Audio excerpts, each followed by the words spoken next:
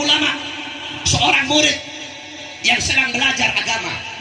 Satu waktu dia pengen makan ikan, dia pergi ke pasar beli ikan. Ketika udah dapat itu ikan, mau digoreng, datang waktunya ngaji. Selesai ngaji, mau digoreng, datang waktunya mutalaah. Mau digoreng, datang waktunya murojaah. Mau digoreng, datang waktunya sholat. Mau digoreng, datang waktunya tadarrus. Mau digoreng, datang waktunya tahajud. Mau digoreng, datang waktunya mutalaah. Mau digoreng, datang waktunya taklim. Mau digoreng, datang waktunya subuh. Habis subuh mau digoreng, datang waktunya taklim. Mau digoreng, datang waktunya sholat duha. Sampai-sampai itu ikan terbiar selama 3 hari 3 malam. Akhirnya apa kata beliau? Aku makan itu ikan mentah-mentah karena tidak punya waktu untuk menggoreng ikan tersebut. Saudara-saudara, goreng ikan cuma butuh waktu 5 menit, tapi tidak mau beliau habiskan waktu 5 menitnya untuk menggoreng ikan. Prajurit pembela Rasulullah, bangkitlah untuk agama, bangkitlah untuk negara, satukan hati, satukan jiwa. Musuh di depan mata, lawan dia sampai berdarah.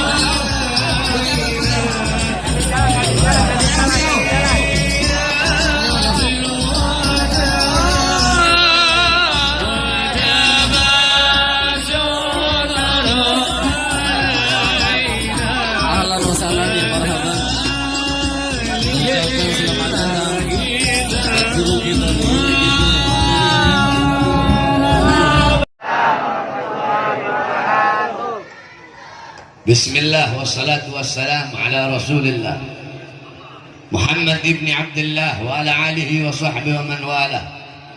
Wa ba'd. Yang saya cintai, yang saya muliakan, para alim ulama, para habaib, para kiai, para asatid, para tokoh masyarakat, para aparat pemerintah, wabil khusus segenap panitia peringatan Gema Muharram menyambut datangnya 1 Muharram 1440 Hijriah, beserta santunan anak yatim, beserta seluruh hadirin hadirat, bapak-bapak, ibu-ibu, khususnya para pemuda-pemudi sekalian, umat baginda Nabi besar Muhammad yang selalu dimuliakan oleh Allah Subhanahu wa taala. Saudara-saudara sekalian yang dimuliakan oleh Allah, kita duduk pada malam hari yang mulia ini untuk menyambut 1 Muharram, untuk menyambut tahun baru Hijriah umat Islam. Karena tahun baru kita bukanlah 1 Januari, tetapi tahun baru kita umat Islam adalah 1 Muharram. Saudara-saudara sekalian yang dimuliakan oleh Allah, sedikit saya jelaskan tentang sejarah daripada kenapa kok kita umat Islam memakai tahun baru Hijriah. Hadirin sekalian, orang-orang Arab zaman dahulu itu mereka menghitung dengan hitungan Qamariyah. Qamariyah itu yaitu dengan hitungan bulan. Belum ada hitungan tahun ketika itu. Mereka orang Arab jahiliyah, mereka sudah kenal yang namanya bulan Rajab, yang namanya bulan Ramadan. Ramadan diambil dari kata Ramadan yang artinya bulan yang dimana pada bulan itu sangat panas. Mereka sudah kenal bulan apa? Bulan Muharram. Cuma Muharram waktu itu ada yang sebut Muharram, ada yang sebut Safar awal. Mereka kenal bulan Dzulqa'dah, Dzulhijjah, Sya'ban, dan lain-lainnya.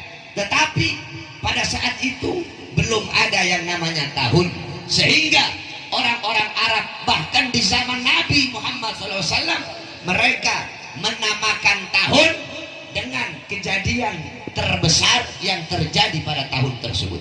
Contoh, ketika Rasulullah SAW lahir, Wulida sallallahu alaihi wasallam Amul Fil. Nabi Muhammad lahir pada tahun gajah. Nah, pada tahun kelahiran Nabi itu dinamakan tahun gajah. Kenapa? Karena kejadian yang terbesar yang terjadi pada tahun tersebut adalah Raja Abraha dan pasukannya datang untuk menyerang Ka'bah. Ada namanya Sanatul Idni. Kenapa dinamakan Sanatul Idni? Karena pada tahun tersebut kejadian terbesarnya adalah Nabi Muhammad diizinkan untuk hijrah ke Madinah. Ada namanya Sanatul Amri. Kenapa dinamakan Sanatul Amri? Karena pada tahun tersebut Nabi Muhammad dan para sahabat diperintahkan untuk memerangi orang-orang musyrik.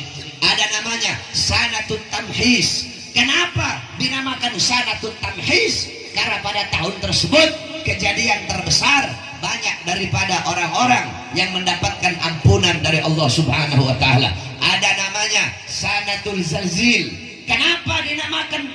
Karena pada tahun tersebut umat Islam mendapatkan ujian yang sangat besar. Ada tahun yang dinamakan tahun renovasi Ka'bah, yakni Sanah Tajdidul Ka'bah, tahun diperbaharuinya Ka'bah.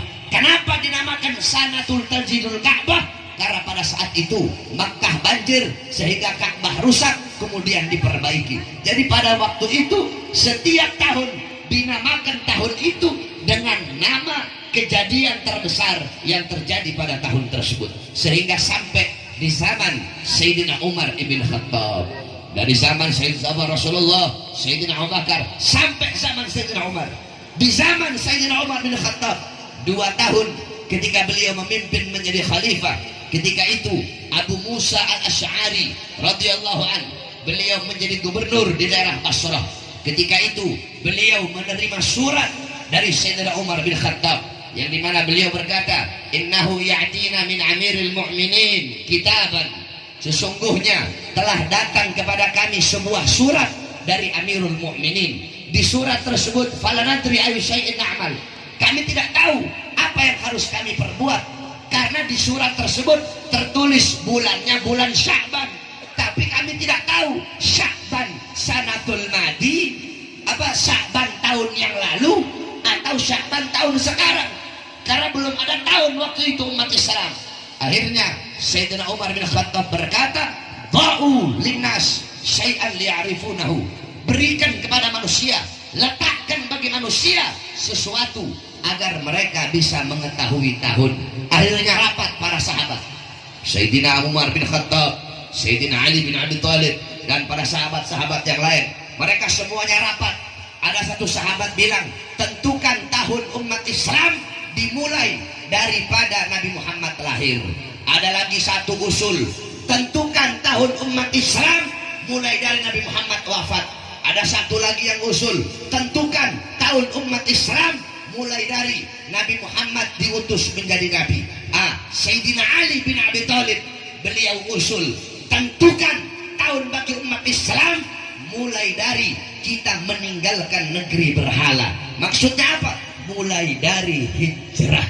Mulai dari hijrah, pindah dari Makkah ke Madinah. Akhirnya dari semua usulan itu, maka yang diterima adalah usulan Sayyidina Ali bin Abi Thalib, sehingga diambillah tahun Hijriah, diambil dari hijrah, yaitu hijrahnya Nabi dari Makkah ke Madinah. Jadi kalau berbicara tentang tahun Hijriah, maka tidak akan pernah bisa dipisahkan daripada hijrahnya baginda Nabi besar Muhammad sallallahu alaihi wasallam. Terus apa itu hijrah? Apa maknanya hijrah? Saudara-saudara, para ulama berbeda pendapat. Al-Imam Suyuti radhiyallahu anhu, beliau berkata al-hijrah intiqal an syai' ila syai'. Hijrah itu pindah dari satu tempat ke tempat yang lain. Itu menurut Imam Suyuti. Wa qala Imam Qurtubi, Al-Imam Qurtubi berkata al-hijrah intiqal min maudhi' ila maudhi' wa qasru tarkil awal itharan lisani. Menurut Imam Qurtubi, hijrah itu pindah dari satu tempat yang pertama ke tempat yang kedua dan menyengajai, punya maksud, punya tujuan meninggalkan tempat yang pertama menuju tempat yang kedua. Jadi kalau nyasar itu bukan hijrah menurut Imam Qurtubi. Nah, menurut Imam Al-Mujahid, al-hijrah tarku diyarahum in khafal fitnah wal ittibari fi dzatillah. Hijrah adalah orang-orang yang meninggalkan rumah mereka, meninggalkan kampung halaman mereka, meninggalkan desa mereka, meninggalkan kota mereka. Kenapa? Karena untuk menghindarkan diri dari fitnah, dari kerusakan, dari penindasan, dari penjajahan. Sebagaimana kami punya datuk Muhajir ilallah Ahmad bin Isa, beliau diberi gelar Muhajir ilallah, orang yang berhijrah kepada Allah Subhanahu wa taala. Kenapa? Karena beliau pindah dari Irak, pindah ke Hadramut. Beliau bawa keluarganya, anak cucunya semua untuk menyelamatkan anak cucunya dari kesesatan, kerusakan yang ketika itu timbul di Irak. Beliau bawa semuanya pindah ke Hadramut, sehingga beliau diberi gelar Muhajir ilallah, orang yang berhijrah kepada Allah Subhanahu wa taala. Nah, adapun sebaik-baiknya, sebetul-betulnya, sebenar-benarnya makna hijrah adalah yang disampaikan oleh Nabi Muhammad sallallahu alaihi wasallam. Apa hijrah menurut Nabi? Kata Rasulullah, al-muhajir man hajara ila ma nahallahu anhu. Apa kata Nabi? Al-muhajir, orang-orang yang berhijrah, yaitu orang-orang yang meninggalkan apa-apa yang diharamkan oleh Allah atasnya. Ini adalah orang-orang yang berhijrah, orang-orang yang meninggalkan perbuatan dosa, meninggalkan perbuatan maksiat, meninggalkan membuka aurat, meninggalkan mabok-mabokan, meninggalkan narkoba, meninggalkan perbuatan zina, meninggalkan perbuatan pelacuran, meninggalkan maksiat, mungkarat, dhalalat, sayyiat, mukhalafat. Dia berhijrah kembali kepada Allah dengan sebetul-betulnya hijrah, dengan sebaik-baiknya taubat.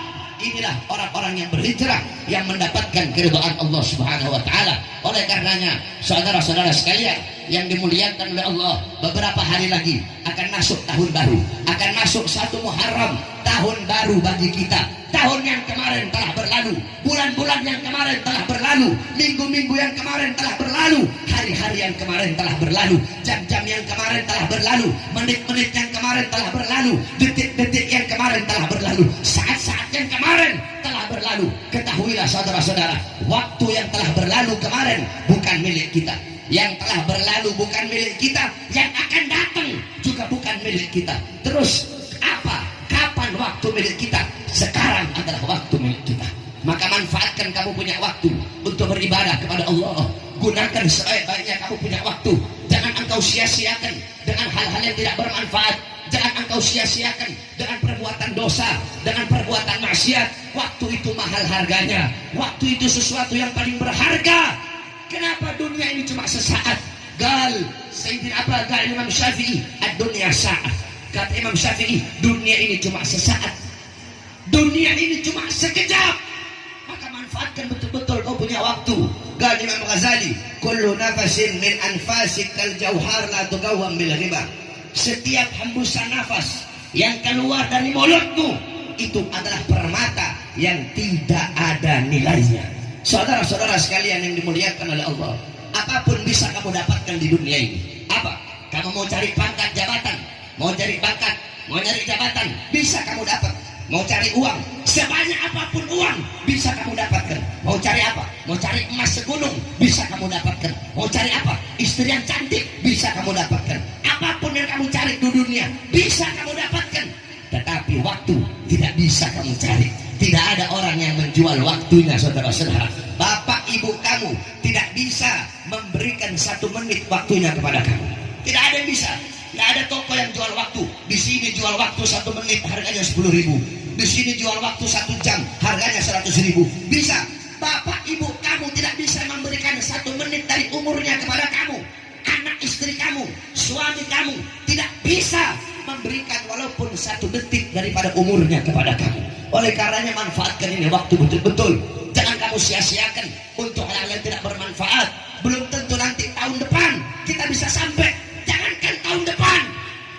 besok pulang dari tempat ini sampai rumah selamat belum tentu, saudara-saudara. Kita semua pasti akan mati.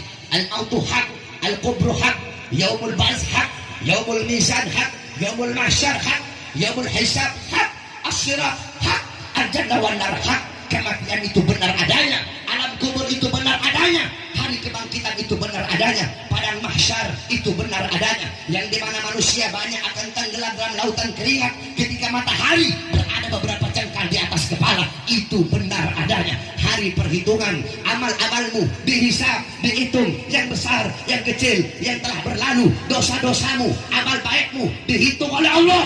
Tidak ada satupun yang luput dari perhitungan Allah Subhanahu wa Ta'ala. Jembatan Siratul Mustaqim, jembatan yang sebagaimana rambut dibelah 7, yang lebih tajam daripada pedang, itu benar adanya. Sorga dan neraka itu benar adanya. Maka telahkah engkau siapkan amalmu, bekalmu untuk kau bawa nanti menuju akhirat? Sedangkan berapa banyak waktu yang telah kita sia-siakan untuk hal-hal yang tidak bermanfaat. Saudara-saudara, bagaimana para ulama, bagaimana para orang-orang saleh memanfaatkan waktunya? Kamu lihat, saya ceritakan kepada kamu. Dulu ada seorang Habib, namanya Al-Habib Abdullah bin Husain bin Tahir. Habib Abdullah bin Husain bin Tahir, beliau pernah dikasih jam tangan sama muridnya. Ketika dikasih jam tangan sama muridnya, itu jam tangan rusak, tidak beliau pakai. Muridnya nanya, Habib, dulu Habib saya kasih jam tangan, mana sekarang jam tangannya? Kok nggak Habib pakai? Kata Habib, oh jam tangannya rusak. Coba saya lihat Habib. Ketika dilihat, oh ini bukan rusak Habib, ini baterainya habis, harus Habib ganti. Apa jawab beliau? Maaf, saya tidak punya waktu untuk mengganti baterai jam tangan. Mengganti baterai jam tangan paling cuma 2 menit. Tidak mau beliau buang waktu 2 menitnya untuk mengganti baterai jam tangan. Al-Imam Abu Hatim, kamu tahu Imam Abu Hatim itu, beliau kalau ngajar, ini murid, ini beliau, ini roti, itu beliau nggak makan langsung rotinya, dicelup dulu di air, langsung ditelan, nggak pakai dikunyah. Nah, murid-muridnya tanya, guru, kenapa kok guru langsung makan itu roti, kok dicelup di air langsung ditelan, kenapa nggak dikunyah dulu? Apa jawab beliau? Saya nggak mau menghabiskan waktu untuk mengunyah roti. Kebanyakan ngabisin waktu kalau buat ngunyah, mending langsung saya telan, dari ada waktu yang bisa saya luangkan untuk ngajar kalian. Kami punya guru dulu di pondok, saya cerita sama kamu. Kami punya guru-guru di pondok, itu kalau mau ngajar baru masuk pintu kelas, hayya gerak, nawaitu ta'allum wa ta'lima, baru masuk pintu kelas, belum duduk, nawaitu ta'allum wa ta'lima wa tadhkura wa tadhkira wa nafal intifa wa ifada wa istifada wa azala tamasuki bi kitabillah bi sunnati rasulillah ibtigha wa jilahu bi ridwan subhanahu wa ta'ala. Duduk, langsung buka kitab. Kenapa? Bisa saja beliau baca doa ketika duduk, tidak mau menghabiskan waktunya sia-sia. Imam Abu Hatim ditelan itu roti. Kenapa? Nggak mau ngabisin waktu hanya buat untuk ngunyah roti. Ada ulama yang dimana dia makan tepung dia makan campur pakai air, nggak mau makanan yang lain. Ditanya, kenapa ya Imam, makanan kamu tepung sama air? Apa jawab beliau? Saya udah hitung, kalau saya makan roti, makan anggur, makan pisang, makan jeruk, makan makanan yang lain, itu waktu munyahnya bisa menghabiskan 90 kali tasbih. Jadi lebih baik saya makan tepung pakai air, jadi waktu saya buat makan makanan yang lain itu bisa saya gunakan untuk bertasbih kepada Allah Subhanahu wa Ta'ala. Ada satu orang ulama, seorang murid yang sedang belajar agama. Satu waktu dia pengen makan ikan, dia pergi ke pasar beli ikan. Ketika udah dapat itu ikan, mau digoreng, datang waktunya ngaji. Selesai ngaji, mau digoreng, datang waktunya mutalaah. Mau digoreng, datang waktunya murojaah. Mau digoreng, datang waktunya sholat. Mau digoreng, datang waktunya tadarrus. Mau digoreng, datang waktunya tahajud. Mau digoreng, datang waktunya mutalaah. Mau digoreng, datang waktunya taklim. Mau digoreng, datang waktunya subuh. Habis subuh mau digoreng, datang waktunya taklim. Mau digoreng, datang waktunya sholat duha. Sampai-sampai itu ikan terbiar selama 3 hari 3 malam. Akhirnya apa kata beliau? Aku makan itu ikan mentah-mentah karena tidak punya waktu untuk menggoreng ikan tersebut. Saudara-saudara, goreng ikan cuma butuh waktu 5 menit, tapi tidak mau beliau habiskan waktu 5 menitnya untuk menggoreng ikan. Itu beliau orang soleh, ulama. Saya dan kalian berapa menit, berapa jam, berapa hari, berapa minggu, berapa bulan, berapa tahun waktu yang telah kita gunakan, waktu yang telah kita sia-siakan untuk hal-hal yang tidak bermanfaat. Oleh karenanya manfaatkan kamu punya waktu di tahun baru yang mulia ini. Kamu harus memperbaharui kamu punya iman. Ini tahun baru, perbaharui kau punya iman. Tambah ketaatan, kepatuhan, ketundukan, ketakutanmu kepada Allah. Manfaatkan kau punya waktu dengan betul-betul. Sebab yang telah lalu bukan milikmu, yang akan datang bukan milikmu. Kapan milikmu? Sekarang. Ini adalah waktu milikmu. Sebab saya tidak tahu kapan saya mati. Kamu tidak tahu kapan kamu mati. Kita bukan nabi, kita bukan rasul, kita bukan wali. Kalau nabi, kalau rasul, kalau wali, mereka tahu kapan mereka mati. Kita orang biasa. Kematian itu pasti. Dan ingat, kematian itu datang tanpa pemberitahuan, saudara-saudara. Kematian datang tanpa pemberitahuan. Yang sehat mati, yang sakit mati, yang tua mati, yang muda mati, yang kaya mati, yang miskin mati. Syarat mati tidak harus sakit. Berapa banyak orang sehat? Saya tanya, orang tabrakan sehat tidak? Sehat tidak? Tabrakan dia mati. Syarat mati tidak harus sakit. Syarat mati tidak harus tua. Banyak tidak di tengah-tengah kalian masih muda mati? Banyak tidak? Banyak tidak? Apakah itu tidak cukup menjadi pelajaran bahwasanya syarat mati tidak harus tua, tidak harus sakit, tidak harus lapar, tidak harus miskin, tidak harus susah. Oleh karenanya sebagaimana disabdakan oleh Nabi, ikhtanim khamsan qabla khamsin. Manfaatkanlah 5 perkara sebelum datang 5 perkara. Sering kamu dengar ini hadis. Yang pertama, syababaka qabla haramika. Manfaatkan masa mudamu, masa muda sebelum datang masa tua. Mumpung masih muda, ngaji. Mumpung masih muda, ke masjid. Mumpung masih muda, hadir majelis taklim, hadir majelis ilmu. Nanti kalau kamu sudah tua baru nyesel. Ya, saya udah tua, nggak bisa hadir hall. Udah tua, nggak bisa jalan ke masjid. Udah tua, udah pikun, susah masuk ilmu. Nyesel kamu. Mumpung masih muda, manfaatkan masa mudamu dengan belajar. Sebab belajar di waktu muda bagaikan menulis di atas batu. Belajar di masa tua bagaikan menulis di atas air. Maksudnya apa? Kalau masih muda itu ilmu gampang masuk, ilmu cepat masuk, hafalan gampang masuk.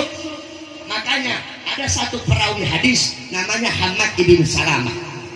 Itu Hammad ibn Salamah, para ulama kalau beliau meriwayatkan hadis di masa tua itu hadisnya dhaif.